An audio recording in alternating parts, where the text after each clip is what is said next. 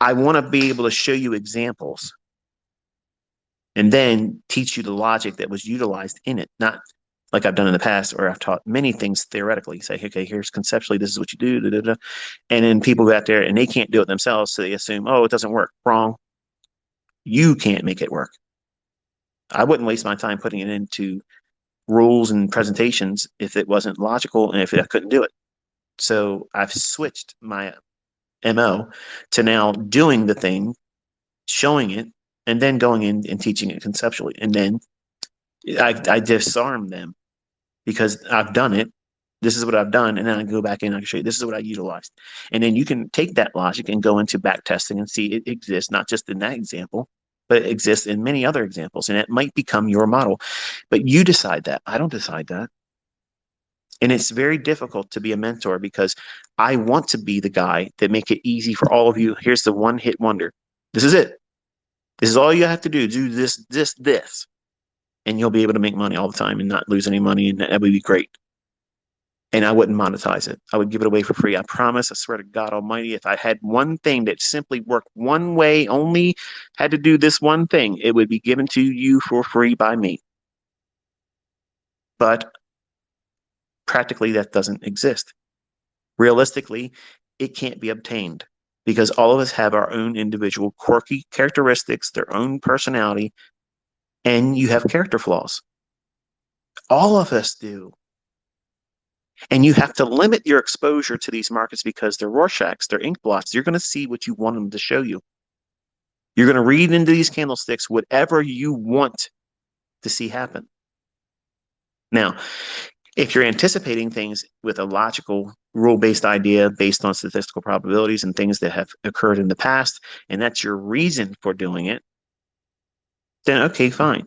Then I agree with you looking at that ink blot that these characters line up in forms of candlesticks. We see a narrative in there versus, well, if it does this, then I'll do that. That's reacting. We're not reacting to price. We're anticipating it.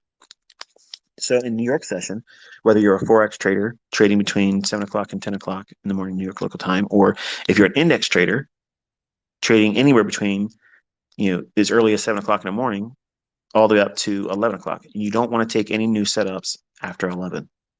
Unless, now here's the caveat now, unless your model is to trade in the lunch hour, which takes much more experience. In the beginning, I don't want you to try to do that because you probably don't know very well where liquidity would be resting, how it would work against the range that's already formed for that particular day. You wouldn't know what liquidity pool to aim for, what specific low. And if you think about it, when I do trades, well, look at what happened on Thursday. I did it real time. I said, okay, I'm taking 3 of the remaining 6 contracts off because now we're 50-50. Would you have known enough to do that? Chances are probably not. But I left 3 contracts on in the event that I, as the analyst, I, as the trader listening to the analyst in me, was incorrect. So if it was to go lower, I still had 3 on, but I didn't have the 6 on that I had on.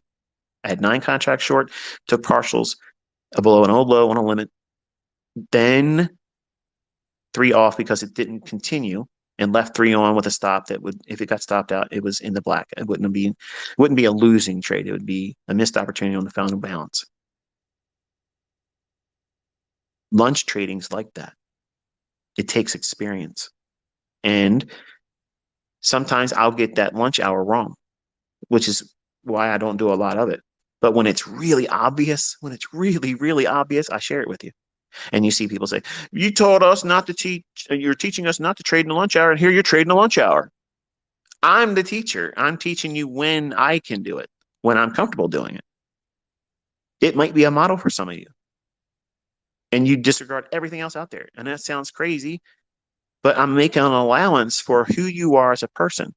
You don't know what you don't know yet. You don't know what impact certain things are going to be for you as a student. You don't know what it's going to be like when you find your model. It's going to be something completely diametrically opposed to what you thought trading was all about.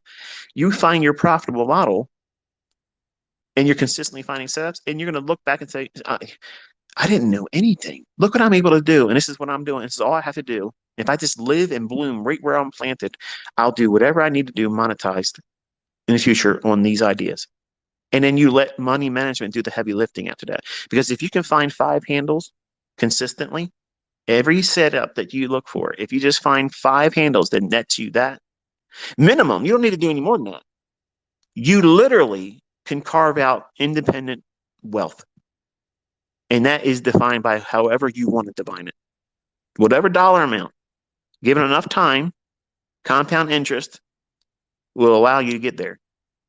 But you can't do that if you're jumping around trading in the New York session, London session, afternoon session, PM session. You're just trying to get in and do everything. No, no, no, no, no.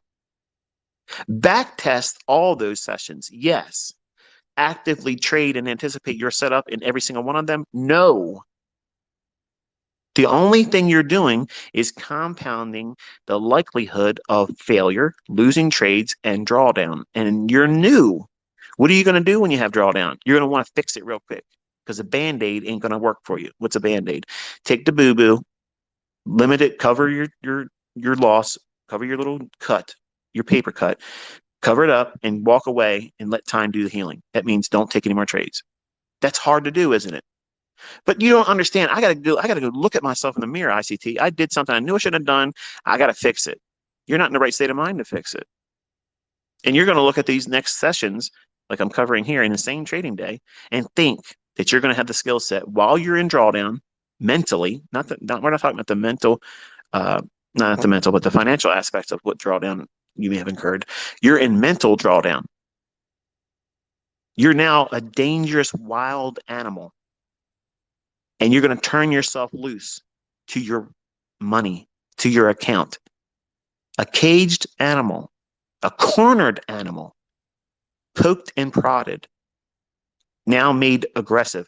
That's what you are. You're aggressively trying to take back what somebody or something or the market took from you when you did it to yourself. The band-aid approach is the right way. Limit it, stop the bleeding, come back when you're ready to do it again, but not the same session. That's how a brand new trader should do it. Not, I got to fix it right now. No, you don't. Who said you had to? You, the wounded animal, saying that. You're home. You're safe. You're in a position where you can't lose any more money. You are out of the market. You've been stopped out or squeezed out. You're done. The damage is done. Stop the bleeding, put a band-aid on it, and come back when it heals. Put one sleep between your drawdown and your next trade. Use that as a rule-based idea. Let yourself go to bed and sleep a whole night before you take another trade. It's hard, but you desensitize yourself. I'm sorry. I go on these rabbit trails, and it's completely outside the scope of the notes here. But I feel like I'm talking to somebody. I don't know who it is, but if that resonated with you, give me a notification on Twitter that it found its home in you. But the New York session is a continuation of whatever London is. So if London was going down and it has not reached your higher time frame daily or weekly objective, we expect some measure of short-term retracement and then continuation in the New York session until the higher time frame weekly or daily objective that we would be reaching for as a draw on liquidity, the target. When that's hit in the New York session, then you are entering New York reversal profile, not market profile where they have the vertical volume bars going horizontally across the chart. That to me, I don't use that stuff. When I say profile, that's like a schematic or a roadmap or a visual representation of how the market should perform if you were looking at it from like a line chart basis, how it should look after the fact. But we're anticipating it to perform or behave a specific way. So New York sessions continuation of London, and then New York goes into market reversal profile, where whatever happened in London in the early stages of New York now reverse, and the market goes a different direction. Whether if it's going lower, now it will go higher, or if it's going higher, it will now go lower. If and when it hits the weekly or daily objective that we were aiming for, that framed our bias or premise behind our trading week. Silver bullet. inside of the AM session. That time window is very, very specific. It's inside of 60 minutes. Now, that doesn't mean the entire trade is encapsulated inside that 60 minutes, but most of the time you're going to find it is. But you can find the entry in between 10 o'clock and 11, and all you're looking for is a continuation of what London and or New York is outlining. So we have a target. We're looking for a draw on liquidity. It could be a new week opening gap that we're aiming for. It could be a fair value gap above the marketplace that we're aiming for if we're bullish. And that draw on liquidity is what we're looking for, a reach from that fair value gap that forms, whatever the fair value gap, the first one that forms between 10 o'clock and 11, that one, you're going to see that right there, that's going to be a catalyst for a minimum 5-handle run. The problem is you're not patient, you're impatient, and you're not going to sit still long enough to wait for that fair value gap to form. You're not going to have your chart annotated where the draw on liquidity is going to be reached for. So you're having all these indicators on your chart because you're looking for things to qualify and quantify and confirm something that my concepts don't require an indicator to tell. I'm anticipating before your indicator shows whatever the indicator is going to show, I'm already anticipating all that stuff before the candle's even formed yet that would constitute your indicator creating the setups that you're using it for. I already know when and how the market's going to shift before moving averages later on cross over. Like I'm way ahead of the curve. My students are way ahead of the curve. We're in the future. When we're trading our chart, we're trading the future. We're entering on a future move that we have a statistical probability that is going to likely form and go to a specific price level by a specific time. And everybody else is waiting for their indicators to talk to them. I'm sorry, I'm tone deaf to indicators. I don't have any interest in them. If you find value in that, that's fine. But I'm not teaching indicators. I'm teaching independence from everything else except for open, high, low, and close and time.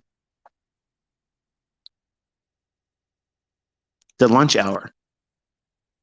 The New York lunch hour is technically 11 o'clock in the morning to 1 o'clock in the afternoon, New York local time. So it's a 2-hour window.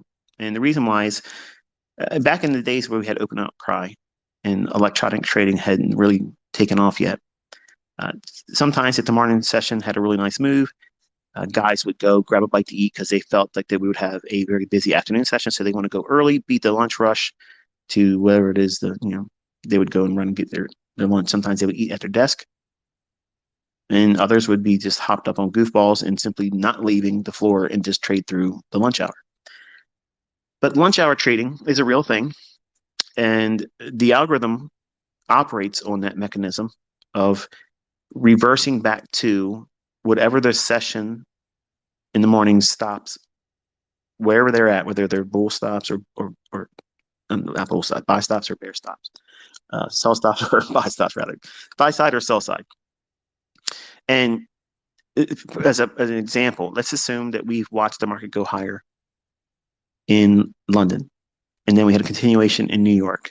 And whatever the target is that we had for our weekly chart or our daily chart has yet to be reached. So we're still below it.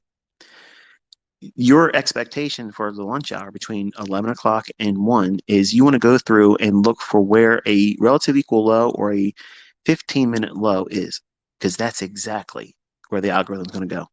Don't take my word for what I just said. Don't just say, because ICT said it, I believe it. No, go back and look through your charts and you will see what I just said is algorithmically proven to you. It goes on every single week. It happens this way all the time. It does it all the time. It's flawless. It never fails. It's always in the charts. You can set your life around it as a model. This is one way that you can look outside of the AM session and the PM session and go right in there. Once you understand how liquidity works and what you're looking for, that could be your model, your setup. And I have done examples of that last year and this year, recording my entries. And you're buying those sell stops. As it runs underneath it, you're buying it. What makes it better? If there's a fair value gap or a volume imbalance just underneath that low, that right there is a unicorn. Why is it going to go down there? Because it's going to pick up more orders to allow smart money It's not selling pressure. It's not a lack of buyers that lets the market drop. That's all the BS that's told to you in books and other authors and people out there that say, I've been in the industry. I used to be a trader at the desk. I'm a market maker. No, you're a trader with a religion. You were a dealer. They called a market maker. I'm talking about the mechanism that is the market that was coded and brought to us as a price engine that causes the fluctuations in price. And then you chase it. Other traders, they chase it. They go in there, buy and sell after it. It will use that human psychology to know that there will be trades printed at the levels they want. When the algorithm's running, it's not going to go to some random level. It always goes to something that I've taught you as a PD array. It's always like that. But yet you dismiss it as it's buying and selling pressure. It's this. Elliott had a wave. It caught a wave. There was supply and demand, buying and selling pressure. It took it up there, down there, whatever. It was my harmonic, platypus pattern. Something that, it takes more faith to believe in that than simply there's an algorithm that controls how far price will go. You have a belief and understanding that there's a circuit breaker, right? The market goes down this much, they halt trading, and it has to be, a number of time. Interesting, isn't it? Time has to transpire, and the market needs to uptick before they'll let lower prices start. Well, what in the hell do you think that is? That's control measures. You think that they're going to let us, John Q. Public, Jane Q. Public, we're going to be able to wreck the markets and crash them if we want to collectively? Reddit folks thought that they were going to do that last year, didn't they? Woo! It didn't happen, did it? It did not happen. Sorry. Sorry. But I told you that was not going to work. But they used them.